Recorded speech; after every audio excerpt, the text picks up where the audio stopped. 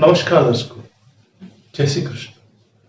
दर्शकों, संतान प्राप्ति की इच्छा सभी को होती है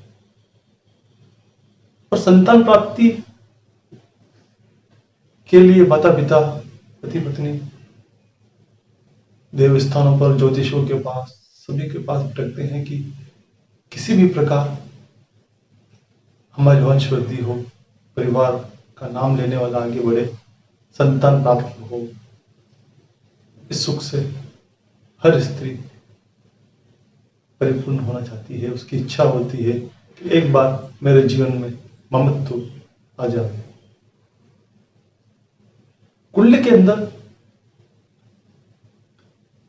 कुछ ग्रह और भाव इससे संबंधित होते हैं और ये भाव अगर निर्बल है, कमजोर है, पाप प्रभाव में है, तो इस सुख से वंचित कर देते हैं। बार बार इससे संबंधित परेशानियों का सामना करना पड़ता है। आज हम इसी विषय पर चर्चा करने के लिए आपके सामने उपस्थित हैं कि संतान सुख मिलेगा या ना मिलेगा, और मिलेगा तो किस प्रकार जीवन भर उसका सुख प्राप्त होगा, इस पर विचार करते हैं।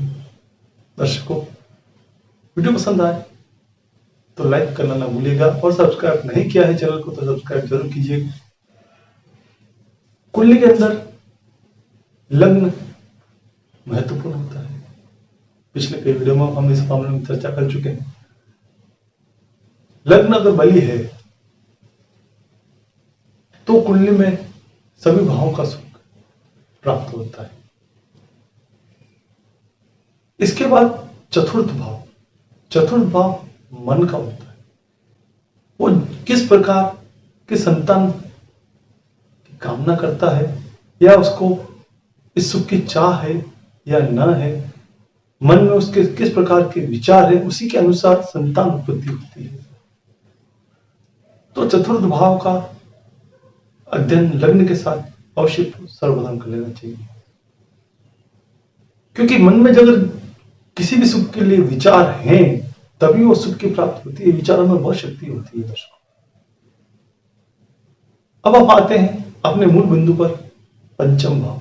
पांचवा भाव जो होता है वो उसके सुख का होता है। वो भावेश, इस भाव में जो राशि बैठी हुई है उसका स्वामी कहां गया हुआ है, 6, 8, 12 में गया हुआ, तो इस सुख से वंचित कर देता है।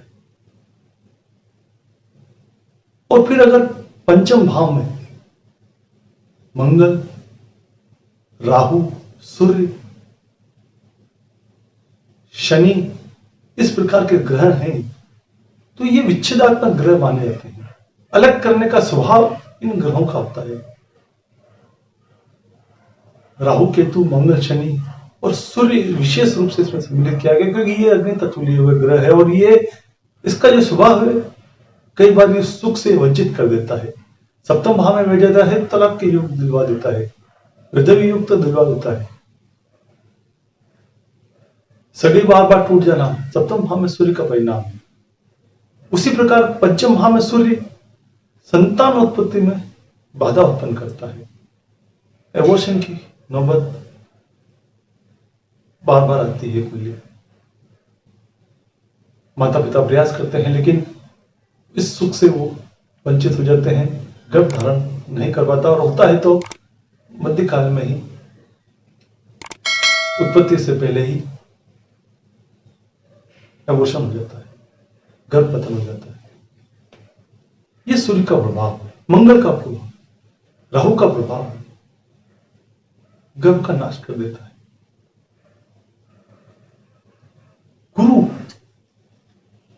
गुरु को शुभ ग्रह माना गया है, लेकिन गुरु की यहां दृष्टि पड़ती है तो ही शुभ है। अगर पंचम भाव में गुरु बैठ जाता है तो कई बार संतानहीनता तक दे देता है, संतान का सुख नहीं मिल पाता है।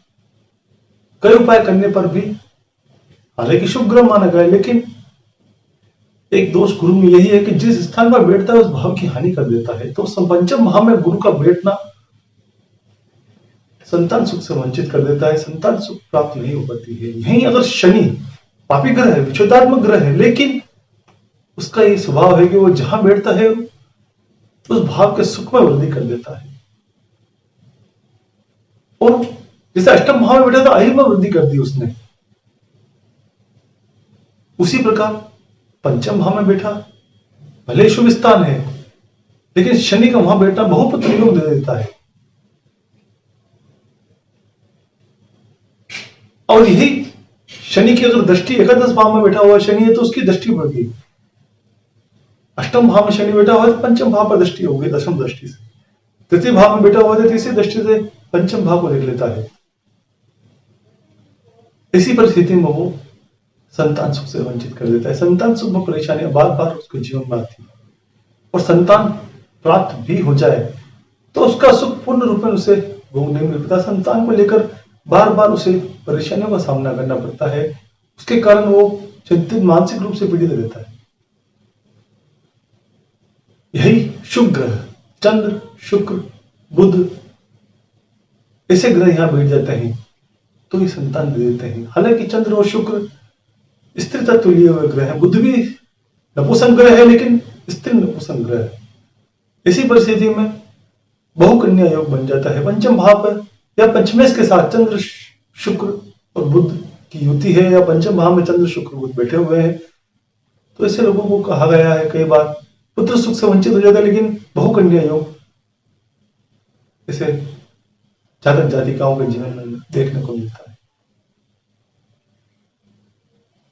पंचम भाव के साथ साथ सप्तम भाव का भी अध्ययन कर लेना चाहिए। सप्तम भाव पार्टनर कितना सक्षम है संतानोत्पत्ति के लिए।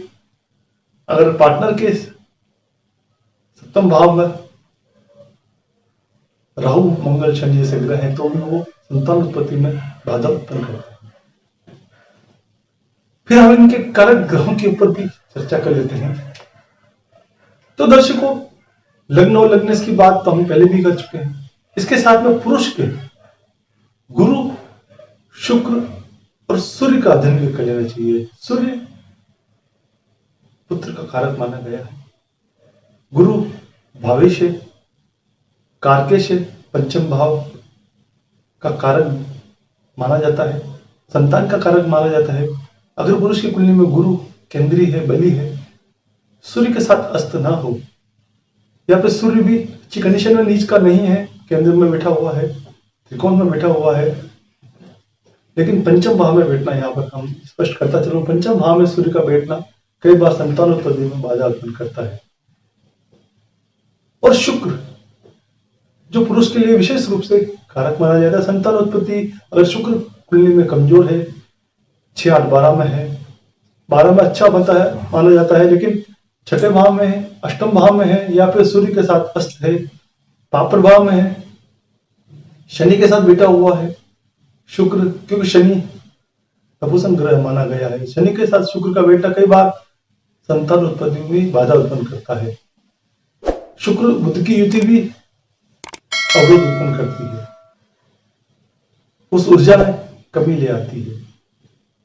तो शुक्र पुरुष का विशेष रूप से देखना चाहिए, सूर्य देखना चाहिए और गुरु देखना चाहिए। यही हम स्त्री की बात करें तो चंद्र और मंगल पंचमेश के साथ पंचम भाव का बली होना अति आवश्यक है। इसके साथ चंद्रमा, चंद्रमा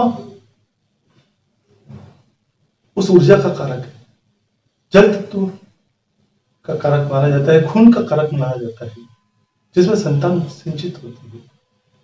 और मंगल रज का कारक है, स्त्री के रज का कारक, उसकी ऊर्जा उष्मा का कारक मंगल है। तो स्त्री के संतान उत्पत्ति के लिए उसमें चंद्रमा और मंगल की स्थिति का भी अध्ययन कर लेना चाहिए पंचम भाव के साथ साथ।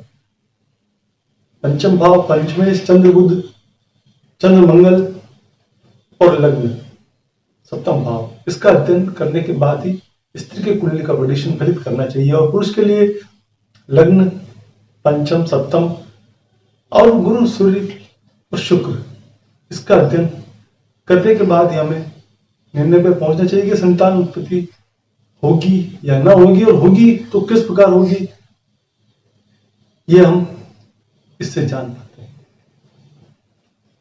ये होता है संतान उत्पत्ति में सहयोग करने वाले ग्रह और भावेश। इनका अध्ययन करने पर हम जान पाते हैं कि संतान सुख मिलेगा या न मिलेगा। तो दर्शकों, एक नए विषय के साथ पुनः आपके समूह प्रस्तुत होंगे। वीडियो पसंद आए तो लाइक जरूर कीजिएगा, पूरा वीडियो देखा इसके लिए धन्यवाद। चैनल को सब्सक्राइब नहीं किया है तो जरूर कीजिएगा। दर्शकों, जय श्री कृष्ण।